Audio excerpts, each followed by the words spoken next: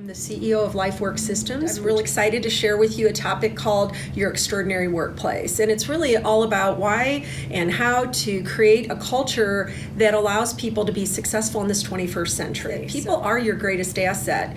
And when you have a workplace culture that's excellent, it helps you to overcome a lot of challenges that are part of our world today. For example, we have such speed of change now. Things that used to take years or months can take a day or a week. And so people are scrambling to understand things like robotics or artificial intelligence or digital transformation or globalization. So there's a lot of complexity that people are dealing with, and they need to have what's called agile behavior to go with that set of speedy technologies that are coming in right now. The other thing is that we have a lot of diversity issues that are just up for all of us, maybe because we're so global now in our communications, but there's a lot of diversity where people are still at odds with each other over religion or politics or genderism, or even the intergenerational is a big deal.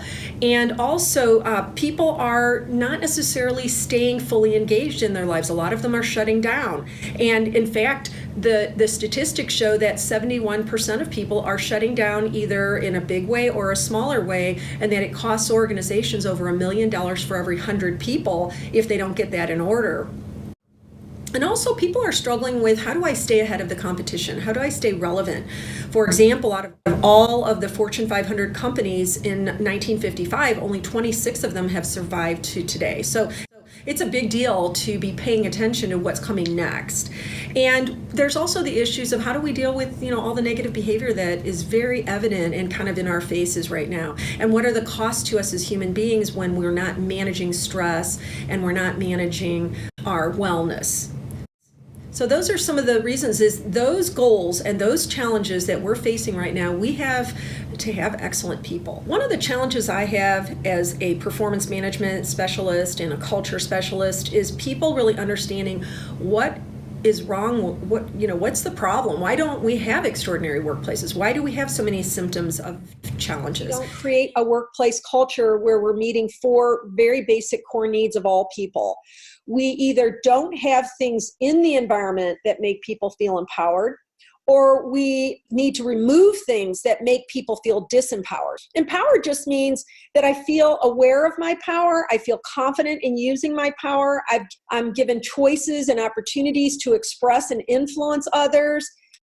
Feeling lovable is different than being loved or getting love. Lovable is when you get the communication exchange that says that people want to know the way you think, they want to know the kinds of things that you have to say, and they even want to be able to understand and reflect to you the beauty of your emotions as well. So it's this feeling of being seen and heard.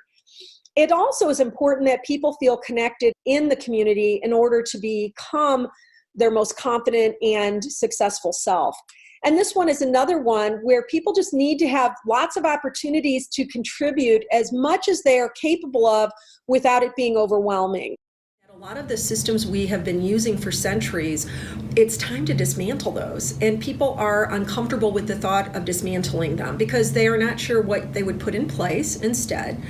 And they become afraid of, well, what if what I've been doing is now outdated? Does that make me outdated? Does that make me irrelevant? So the first kinds of culture that I want to talk about are the kinds of culture that are driven by control as the priority. In these kinds of models, profitability is more important than people. People are kind of treated in a transactional, almost dehumanized way, in a sense of, we're just sort of a cog in the machine.